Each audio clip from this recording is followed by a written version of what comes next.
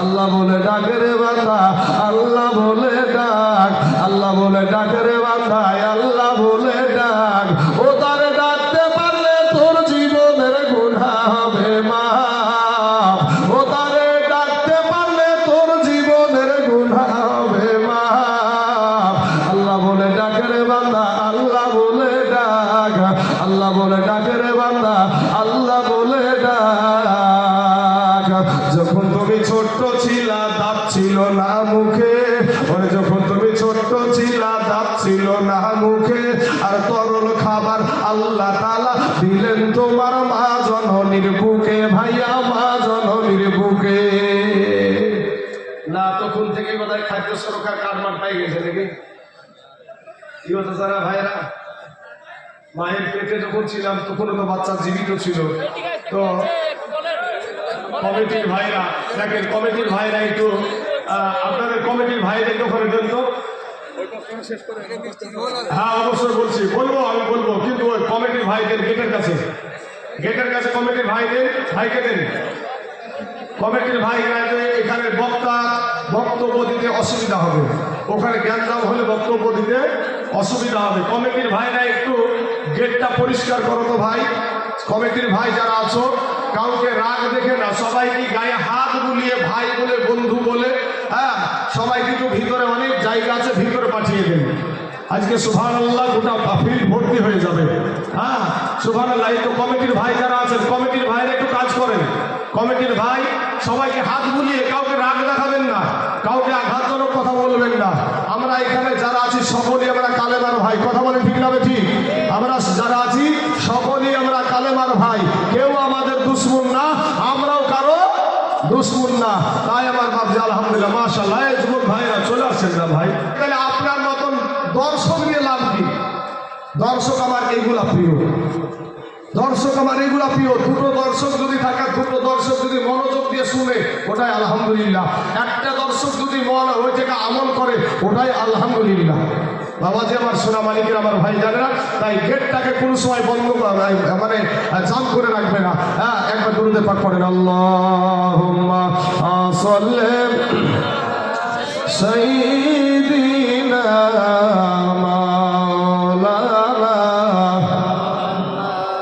আল্লাহ বলে ডাকে রে বান্দা, আল্লাহ বলে ডাক, আল্লাহ বলে ডাকে রে বান্দা, আল্লাহ বলে ডাক। ও তারে ডাকতে পারলে তোর জীবনের গুনাহ হবে মাফ, ও তারে ডাকতে পারলে তোর জীবনের গুনাহ হবে মাফ। আল্লাহ বলে ডাকে রে বান্দা, আল্লাহ বলে ডাকে রে বান্দা, আল্লাহ বলে ডাক। যখন তুমি ছোট্ট ছিলা দাঁত ছিল না মুখে, আর তরল খাবার আল্লাহ তাআলা দিলেন তোমার মা জননীর বুকে, ভাইয়া মা জননীর বুকে। ওরে সেই আল্লাহ রে ভুইল না রে,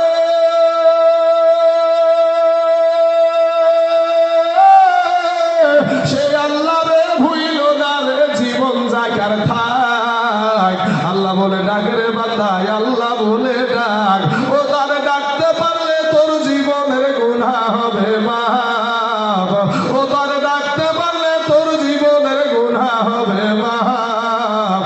আল্লাহ বলে ডাকে রে বান্দা, আল্লাহ বলে ডাক। যখন তোমার কেউ ছিল না তখন ছিলেন তিনি, এখন তোমার সব হইয়াছে পর হইয়াছে উনি রে বাবা, পর হইয়াছে উনি। মায়ের পেটে বাচ্চা কি খেয়ে বেঁচে থাকবে? দুনিয়ার প্রধানমন্ত্রী, মুখ্যমন্ত্রী, জজ, ব্যারিস্টার কেউ ভাবে? কেউ তো ভাবে নাই। আমার আল্লাহ বলে বান্দা রে, আমি তোর রব, আমি তোর আল্লাহ, তোকে আমি দুনিয়াতে পাঠাবো। আমার আল্লাহ শুনেন, কোনটা থেকে কোনটা বলি বাবা? আমার আল্লাহ আপনাকে বানাতে গিয়ে 4টে জিনিসের কসম কেটেছে, 4বার কসম কেটেছে। আমার আল্লাহ কসম কেটেছে কি? ওয়াতিন ওয়াজাইতুন ওয়া তুরি সিনিন ওয়া হাযাল বালাদিল আমিন। আমার আল্লাহ 4বার কসম কেটেছে। আর তারপরে সেই আল্লাহকে ডাকতে রাজি না। আল্লাহ বলে বান্দা, তোকে যদি বুবা করে পাঠিয়ে দিতাম, আমি অন্ধ করে যদি পাঠিয়ে দিতাম, পৃথিবীর বুকে কোনো সার্জেন, কোনো ডক্টর ছিল না তোর দৃষ্টি ফিরায়া দিতে বা তোর জবান থেকে কথা বের করতে কেউ পারতো না। কথা বলে ঠিক না ঠিক? বাবাজি আমার সোনা মালিকেরা, তাহলে মায়ের পেটে কি খেয়ে বেঁচে থাকবো? দুনিয়ার কেউ না ভাবলে আমার আল্লাহ ভেবেছে। তাহলে তখন আমাদের কেউ ছিল না, তখন ছিল আমাদেরকে আল্লাহ। আপনি দুনিয়াতে এসে মোটা খাবার তো আপনি খেতে পারবেন না, গলায় আটকিয়ে যাবে। এবার বিষয়টা আমার আল্লাহ বলে, বান্দারে আমি তোর আল্লাহ, তোকে বড় মোহাব্বত করি, বড় ভালোবাসি। আমি আল্লাহ, তুই তো মোটা খাবার খেতে পারবি না। আমি আল্লাহ তোর মা জননীর বুকের উপরে দুইটা ফ্রিজ বসায়া দিয়েছি, যেটা বলেন সুবহানাল্লাহ।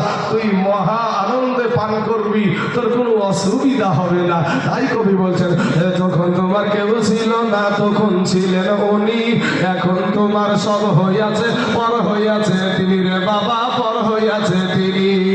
আবার যেদিন তোমার কেউ রবে না, আবার যেদিন তোমার কেউ রবে না, সেদিন থাকবেন উনি। আল্লাহ বলে ডাকে, রে বান্দা, কবরে যাওয়ার সাথে সাথে সবাই পর, কবরে যাওয়ার সঙ্গে সঙ্গে তখন আমার আল্লাহ ছাড়া আর আমার নবী ছাড়া কেউ নাই। 1985 সালে আপনার এই কলকাতার জমিনে, আপনার কলকাতার হাইকোর্টে যখন কোরআনের উপরে মামলা করেছিল, জজ সাহেব বলেছিল, শীতাল সিং শোনো, এটা সংখ্যালঘু মুসলমানদের ধর্মগ্রন্থ, অতএব এটাকে যদি ব্যান করি এটা মুসলমানদের রক্তক্ষরণ হবে। আর ভারতবর্ষের আইনে কোরআনকে ব্যান করার কোনো আইন নাই, সংবিধানে কোনো আইন নাই। তাদেরই বাবাজি তাদেরই পেতাত্তা এসে ভর করলো 2021 সালে। বাবারে, যার নাম হলো ওয়াসিম সরকার, ওয়াসিম রেজভি সাহেব। এই ওয়াসিম রেজভি সাহেব একজন শিয়া মুসলিম ছিল বাবা। কোরআনের 26টা আয়াতের উপরে মামলা করেছিল। এই ভারতবর্ষের সবচাইতে বড় আদালত সুপ্রিম কোর্টে আপনার মামলা করেছিল।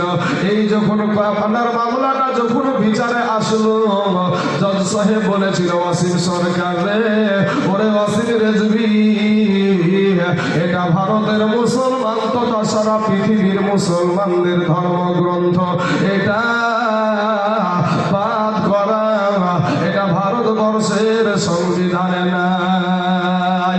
অতএব তুমি এই 26টা আয়াতের উপরে মামলা করে মুসলমান ভাইদের রক্তক্ষরণ করেছ, মুসলমানদের বুকে আঘাত দিয়েছ, মুসলমানদেরকে কাঁদায়াছ, আর ভারতবর্ষের সুপ্রিম কোর্টের মূল্যবান সময় নষ্ট করার জন্য তোমার 50,000 টাকা জরিমানা করা হলো। হে বাবারা, যারা কোরআনকে মিটাতে এসেছিল তারা মিটিয়ে গেছে বাবা, আমার আল্লাহর কালাম মিটাতে পারে নাই। যতদিন আজ এই আল্লাহর গোলামেরা আছে গো, যতদিন পর্যন্ত এই আল্লাহর গোলামেরা আছে, ততদিন পর্যন্ত এই নরেন্দ্র মোদী, দামোদর দাস আর বাবাজি টাকলা যোগী আদিত্যনাথ আমাদের মসজিদ মাদ্রাসা বুলডোজার দিয়ে ভেঙে শেষ করতে পারবে না। জোরে বলেন ইনশাআল্লাহ। কারণ বাবাজি, মুসলমানরা বাবা এত দানশীল হয়, এত দানশীল হয়, পেটে যদি খাবার নাও থাকে তারপরেও মুসলমানেরা দান করে। ও বাবা গো, তারা ভাবে আমাদের এই সম্পদে দুনিয়াতে রেখে দিবে, আর মুসলমানেরা ওটা ভাবে না। মুসলমানেরা ভাবে আমি একদিকে সালাম ফিরাচ্ছি, নবী বলেছেন যে একদিকে সালাম ফিরায় আছো, অপর দিকে যে সালাম ফিরাতে পারবা এটার কোনো গ্যারেন্টি নাই, এটার কোনো গ্যারেন্টি নাই। ও বাবা যে আমার সোনা মানিকেরা, কারা কোরআন ওয়ালা আছেন গো, কারা কোরআনকে ভালোবাসেন, এই কোরআনের কত বাবাজি শান, এই কোরআনের কত শক্তি। আপনাদেরকে একটা ঘটনা আমি তুলে ধরবো। মালদ্বীপ বলে একটা জায়গা আছে রে বাবা, ওই মালদ্বীপে যদি কোনো নাগরিক নিতে হয় তাহলে আগে কালেমা পড়ে মুসলমান হতে হয়, তারপরে কার নাগরিক পাওয়া যায়। কিন্তু বাবা কেন এমন হলো, কি কারণে এমন আইন, বিষয়টা কি? একটা সময়তে বাবা ওই দেশে কোনো মুসলমান ছিল না, ওই দেশে কোনো কোরআনওয়ালা ছিল না, ওই দেশে কোনো নবীওয়ালা ছিল না বাবা, আল্লাহওয়ালা কেউ ছিল না। কিন্তু বাবা আরব সাগর পাড়ি দিয়ে বাবা যে নৌকা করে আল্লাহর বান্দা কিছু মানুষ আসছিল বাবা রে, নবীকে ভালোবাসা মানুষ, আল্লাহওয়ালা মানুষ, কোরআনওয়ালা মানুষ। হঠাৎ মুহূর্তের মধ্যে নদীর মাঝে ঝড় উঠে যায়, নৌকার যত মানুষ ছিল সবাই ভেসে গেল, সবাই মারা গেল। কিন্তু একজন ওখানে বাবা আল্লাহ তাকে বাঁচিয়ে রাখলো, যার নাম হলো আবুল বারাকাত ইউসুফ বরবরী রহমতুল্লাহ আলাইহি। এ বাবারা, সোনামানিকরা ইবনে বতুতা রহমতুল্লাহ আলাইহি বাবা একে তার কিতাবে এভাবে লিখছে বাবাজি, যে ওই ছেলেটা বাবারে একটা তরুণ যুবক ছেলে, আপনাদের এখানে যে ছেলেটা পাগড়ি পেল বাবা, দেখেন তার মুখ উঠে নাই, দাড়ি এখনো উঠে নাই, অথচ আল্লাহর কালামের হাফেজ। এ বাবারে, আপনাদের দেশের সম্পদ এই মাদ্রাসা, আপনাদের দেশে ইজ্জত এই মাদ্রাসা। ও যুবকের আমার ভাই জানেরা, ওই আপনার আবুল বারাকাত ইউসুফ বরবরী রহমতুল্লাহ আলাইহি একটা তক্তার উপরে আপনার ভেসে ভেসে দুই হাত দিয়ে পানি টানতে টানতে টানতে টানতে একটা সমাতে একটা দ্বীপে এসে পৌঁছিয়ে গেল। পৌঁছিয়ে যাওয়ার পর এদিকে তাকায় ওদিকে তাকায়, কোনো মানুষ নাই, জন নাই। আবুল বারাকাত ইউসুফ বরবরী রহমতুল্লাহ আলাইহি চোখের পানি ছেড়ে দিয়ে আল্লাহকে বলে, আল্লাহ সাথী সঙ্গী যা ছিল বাবা মা সবাই তো চলে গেল, আমাকে বাঁচিয়ে রাখলে আল্লাহ গো, আমাকে তো মাথা গোজার মতন ঠাই দিয়ে দাও। এ বাবারা, সোনামানিক এদিকে যায় ওদিকে যায়, আল্লাহর ঘর মসজিদ খুঁজে বেড়ায়, একটা মসজিদ ওই দেশে নাই। ওই মালদ্বীপের জমিনে আবুল বারাকাত ইউসুফ বরবরী রহমতুল্লাহ আলাইহি ঘুরতে ঘুরতে বাবা দিন শেষ হয়ে গেল, রাত্রি হয়ে গেল, কারো সঙ্গে কোনো কথা বলতেও পারে না, চিনা নাই, পরিচয় নাই। একটা সময় দেখে বাবা আমার হিন্দু ভাইদের যে ব্রাহ্মণ থাকে, ওই ব্রাহ্মণ ঘন্টা বাজাতে বাজাতে আপনার মন্দিরে চলে যাচ্ছে। এবং আবুল বারাকাত ইউসুফ বরবরী রহমতুল্লাহ আলাইহি ডাক দিয়ে বলে, দাদু গো, ও দাদু গো, আপনি কে গো, একটু আমার সঙ্গে কথা বলেন। বলে, কে বাবা, তুমি এত ছোট মানুষ এখানে কি করেছো? বলে, আমার এখানে কেউ নাই, দুনিয়ার জমিনে আমার মা নাই, বাবা নাই, আমি এতিম, আমি আব্বা হারা এতিম, মা হারা এতিম। বলল কালে মা বাপ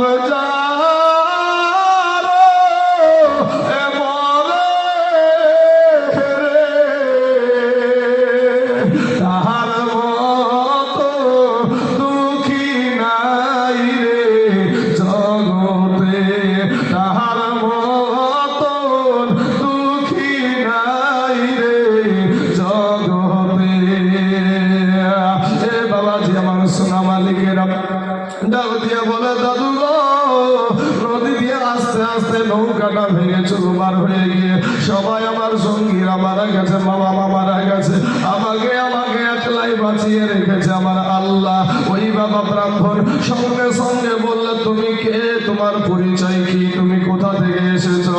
বলে, আমার পরিচয় হলো আমি হইলাম একজন মুসলিম, আমার হলো সম্পদ হলো ঈমান, আমার রব হলো আল্লাহ।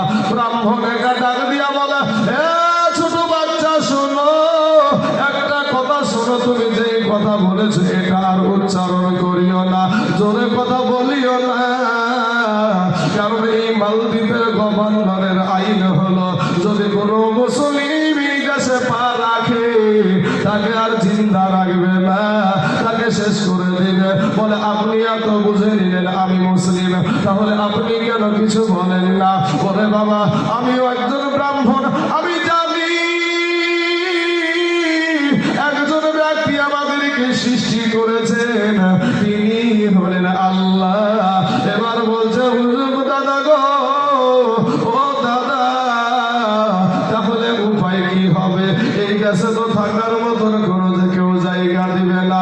বলে, শোনো, তুমি কাউকে পরিচয় দিবা না, তোমার থাকার ব্যবস্থা আমি নিজে একটু করে দিব। রাখি আল্লাহ মারে কে, মারে আল্লাহ, তাকে বাঁচাই কে? আল্লাহ যাকে মারবে কেউ বাবাজি তাকে রুখতে পারবে না। না। হে বাবারা, সোনা মালিকেরা, আল্লাহ কোরআনে বলছেন ওয়া তুইজ্জু মান তাশা ওয়া তুজিল্লু মান তাশা বিয়াদিকাল খায়র ইন্নাকা আলা কুল্লি শাইইন কাদির।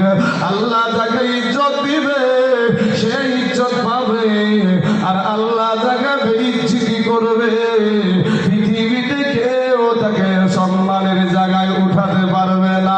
হে মুসলমান যুবক, দিলখানা একটু নরম করে দেন, কেউ এদিকে ওদিকে তাকাতাকি করবেন না রে বাবা। আমাদের কোরআন আল্লাহর কালামের কতটা পাওয়ার একটু বার শুনে যান বাবা। সোনা মালিক রে, এবার বাবাজি ওই ব্রাহ্মণের একটা বোন ছিল, ওই বোনটার স্বামী দুনিয়াতে বেঁচে ছিল না। একটা বাবাজি বিটি ছিল, বলে আমি তার বাড়িতে নিয়ে যাব তোমাকে, সেখানে থাকার একটু জায়গা করে দেব, তুমি যেন তোমার পরিচয়টা গোপন রাখিও। বলে ঠিক আছে দাদু। এবার চলে গেলেন ব্রাহ্মণের সঙ্গে টুক টুক টুক টুক টুক টুক টুক টুক করে যাওয়ার পরে বাবা এবার ওই আপনার ওই ব্রাহ্মণ ডাক দেয়, দিদি ও দিদি, তোমার কপাল খুইলা গেছে, বিনা কষ্টতে একটা পুরুষ সন্তান তুমি পেয়ে গেছো। বলে কিরকম? বলে এই বাচ্চাটার মা নাই, বাবা নাই, এই ছেলেটারা এতিম ছেলে, এই ছেলেটাকে তোমার কাছে একটু রেখে দাও। ওই মহিলা ডাক দিয়ে বলে ভাইজান, আমাদের তো কোনো খাবার হয় না, আমাদের মা বেটির খাবার জোগাতে আমি হিমশিম খেয়ে যাই, আবার এই ছেলেটাকে কেমন করে আমি খাওয়াবো, কেমন করে তাকে লালন পালন করবো। এবার আমার আল্লাহর গোলামি ওয়া ইউসুফ, আপনারা আবুল বারাকাত ইউসুফ বরবরী রহমাতুল্লাহ আলাইহি যেন বলে ফেলল, মা গো, ও গো মা, টেনশন করিয়েন না, চিন্তা করিয়েন না, আমি আপনাদের জন্য আমি বাইরে গিয়ে কাঠ কেটে কেটে আমি আপনাদেরকে ওই কাঠ বাজারে বিক্রি করে আপনাদেরকে আমি খাওয়াবো। জোরে বলেন সুবহানাল্লাহ। যাই হোক বাবা, লম্বা ঘটনা আমি সংক্ষিপ্ত করে দিচ্ছি। ওই বাড়িতে থাকার ব্যবস্থা হয়ে গেল, একদিন গেল, 2 দিন গেল রে বাবা, 1 মাস 2 মাস 6 মাস যখন হয়ে গেছে, হঠাৎ একদিন আপনার সন্ধ্যাবেলায় আবুল বারাকাত ইউসুফ বরবরী রহমাতুল্লাহ আলাইহি বাড়ি থেকে বের হইয়া বাড়িতে প্রবেশ করে দেখে তার মা জননী কান্দে এবং তার বোনটাও কান্দে। আবুল বারাকাত ইউসুফ বরবরী রহমাতুল্লাহ আলাইহি একটা ডাক দিয়ে বলে, মা গো, কিসের ব্যথায় কাঁদো গো মা? কে তোমাদেরকে আঘাত করেছে? কে তোমাদেরকে কষ্ট দিয়েছে মা? বলে বাবা, তুমি তো জানো না, এই মালদ্বীপের জমিনের আইন তুমি জানো না। বলে কিরকম আইন মা, একটু আমাকে বলো না মা। এবার বলছে মহিলা ডাক দিয়ে বলে, বাবা রে, আমাদের এই মালদ্বীপে এমন একটা নিয়ম চালু আছে, প্রত্যেক 6 মাস পরে, প্রত্যেক 6 মাস পরে এই নদী থেকে একটা জিনেদের দানব উঠে আসে, আসার পরে আমাদের মধ্যে থেকে একজন নারীকে নিযুক্ত করা হয়, একটা কুমারী মেয়েকে নিযুক্ত করা হয়, নদীর ধারে মন্দিরে তাকে দিয়ে আসতে হয়।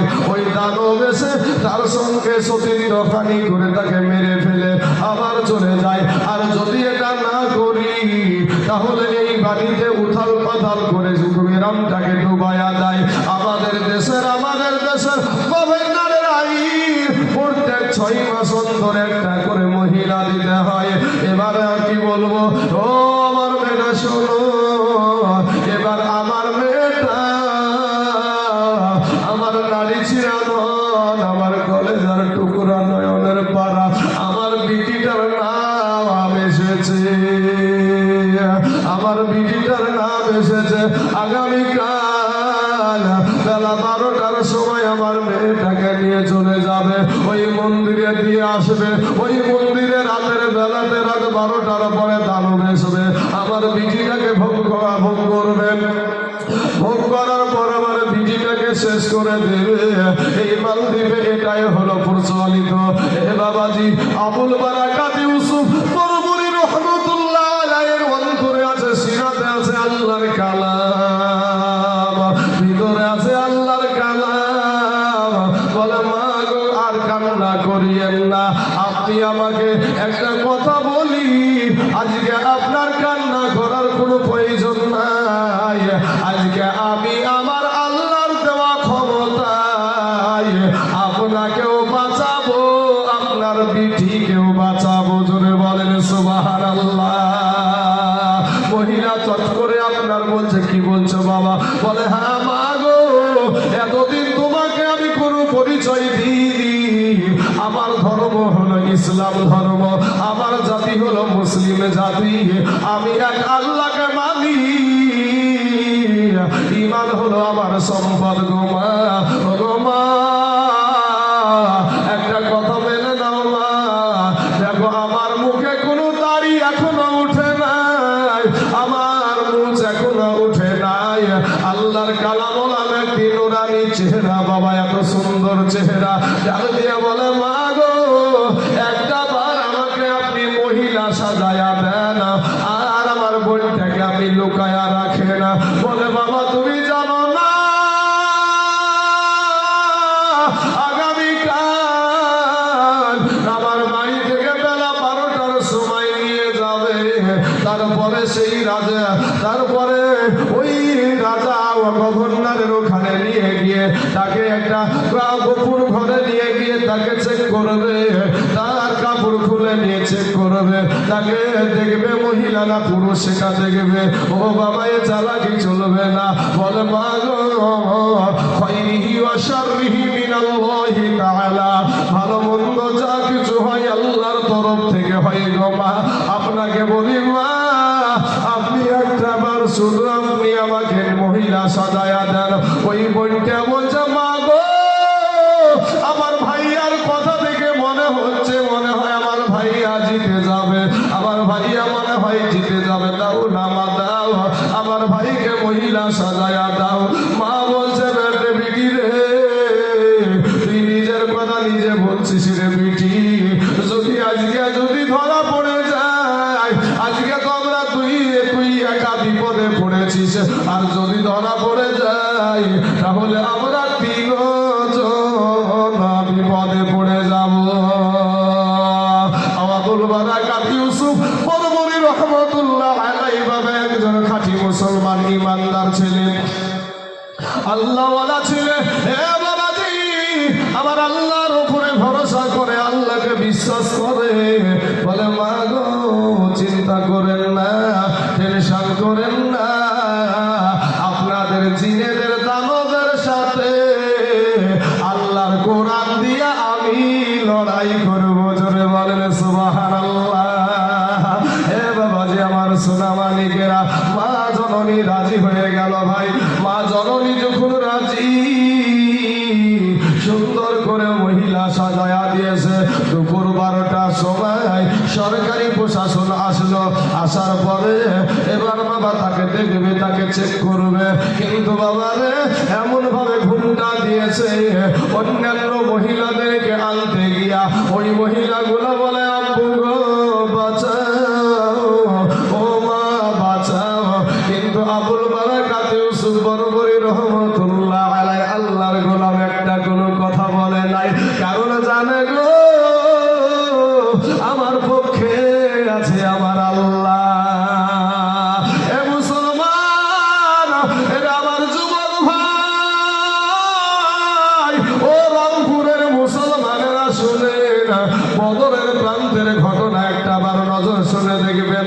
বদরের প্রান্তরে আমার দয়াল নবীর সাহাবীদের হাতে তরবারি ছিল না, অস্ত্র ছিল না, বল্লম ছিল না, লেজা ছিল না, তীর ধনুক ছিল না।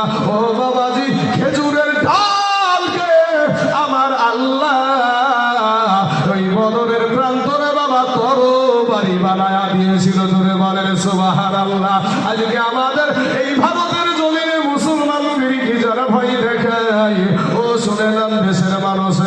ও শুনে নেন দেশের সরকার গো, মুসলমানদের হাতে প্রশাসন নাই এটা সঠিক, মুসলমানদের হাতে অস্ত্র নাই এটা সঠিক, মুসলমানদের হাতে কোনো গুলি বন্দুক নাই এটা সঠিক, কিন্তু রাস্তার পাথর মুসলমানদের জন্য আছে। যদি বলেন সুবহানাল্লাহ। রাস্তার পাথরই যথেষ্ট। কাফন করে যদি রাস্তায় কেউ নামতে পারে মুসলমানেরাই পারে। কথা বলে ঠিক না ঠিক? আমরা এক আল্লাহকে ভয় করি, কাউকে না। আমরা এক আল্লাহকে ভয় করি, দুনিয়ার কোন ছলিমুদ্দি কুলিমুদ্দি দেয়ার বেটারিকে না। বাবাজি আমরা জানি আমাদেরকে একদিন মরতেই হবে। আমরা যদি আল্লাহর কোরআনের জন্য, ইসলামের জন্য, মাদ্রাসার জন্য, মসজিদের জন্য যদি জীবন দিই, আল্লাহ পাক আমাদেরকে শহীদি মৌত দান করবে। যারা বলেন সুবহানাল্লাহ। শহীদি মৌত একটা ব্রিজ, একটা কালভেট, এই পারে দুনিয়া, মরার পরে সঙ্গে সঙ্গে ওই পারে জান্নাত। যারা বলেন সুবহানাল্লাহ। শহীদি মৌত আল্লাহ কোরআনে বলছেন ওয়ালা তাহসাবান্নাল্লাযীনা কুতিলু ফী সাবিলিল্লাহি আমওয়াত বাল আহইয়াউন ইনদা রাব্বিহিম ইরজাকুন। আল্লাহর রাস্তায় যারা জীবন দেয় তাদেরকে মরা বলিও না, বরং তারা জিন্দা। জোরে বলেন সুবহানাল্লাহ। বাল আহইয়াউন ইনদা রাব্বিহিম ইরজাকুন। এবং আমার আল্লাহ পাক তাদের কবরে জান্নাতি রুজি দেয়। জোরে বলেন সুবহানাল্লাহ। বাবাজি আমার সোনামানিকেরা, আমার ভাইজানেরা, নুজহাতুল মাজালিস কিতাবে একটি ঘটনা এসেছে। বাবা ঈসা নবীর জামানায় ঘুরতে বেরিয়েছে, সুন্দর সাদা পাথর। তো পাথরে, ওটা আমি বিস্তারিত বলছি, একটা মেন জায়গাটুকু বলে দিচ্ছি। ওই পাথরে জিবরাইল যখন আপনার দেখলেন যে পাথরটা খুব সুন্দর, তো ঈসা নবী বলছে আহা হা, এত সুন্দর পাথর এরকম সুন্দর হয়? বলে শুধু এটা না, পাথরের ভিতরে আরো কিছু দেখতে চাও নাকি? হ্যাঁ। বলে তোমার হাতের লাঠিটা দিয়ে আঘাত করো। আর যেমন আঘাত করেছে দেখে পাথরের ভিতরে একটা মানুষ। জোরে বলেন সুবহানাল্লাহ। পাথরের ভিতরে কি একটা মানুষ, ওই পাথরের ভিতরে একটা মানুষও আছে, পাশাপাশি একটা আঙ্গুর ফলের গাছও আছে। ঈসা নবী বলছেন বাবা আপনি এখানে কতদিন আছেন? বলে 400 বছর। কত বছর? 400 বছর। আব্বাজান আমার আল্লাহ চাইলে আপনাকে পাথরের ভিতরেও বেঁচে রাখতে পারে। কথা বলে ঠিক না ঠিক? অত দূর আপনাকে যেতে হবে না, আপনার জ্ঞানে যেটা আছে সেটাই আপনাকে বুঝিয়ে দিই। মায়ের পেটে যখন আমরা থাকি, জীবিত থাকি না মারা থাকি? গো জীবিত থাকি। তো জীবিত থাকতে হলে নিঃশ্বাস নিতে হয়, নিঃশ্বাস নিতে হয়।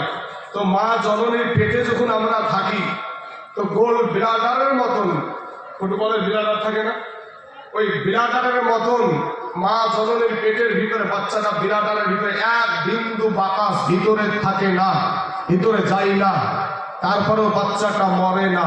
তাহলে বিনা বাতাসে বাঁচিয়ে রাখে আমার আল্লাহ। হ্যাঁ বাবাজি আমার সোনা মানিকেরা, দিলখানা একটু নরম করে দিবারে ভাই। ও কালেমাওয়ালারা, গুনাহ নিয়া কবরে যায় না রে যুবক। একটা সেকেন্ডের আযাব সহ্য করতে পারবা না রে ভাই। তোমাদের পা দুখানা গায়া দাও, তোমাদের পায়ে হাত দিয়া বলি এই দুনিয়াটা কিছুই না রে মুমিন। এরা আমার নবীর উম্মতের দল, মাস্তানি করিও না রে বাবা, যৌবনের বাহাদুরি দেখায়ও না। আমার আল্লাহকে ডাকো, আমার আল্লাহর কাছে তওবা করে ক্ষমা চাও। আমার আল্লাহর কাছে যদি তওবা করে ক্ষমা চাইতে পারেন, আমার আল্লাহর কাছে যদি চোখের পানি ছেড়ে দিতে পারেন, আপনার চোখের পানি কালে আসতে দেরি হবে, আপনাকে ক্ষমা করতে আমার আল্লাহর দেরি হবে না। জোরে বলেন সুবহানাল্লাহ।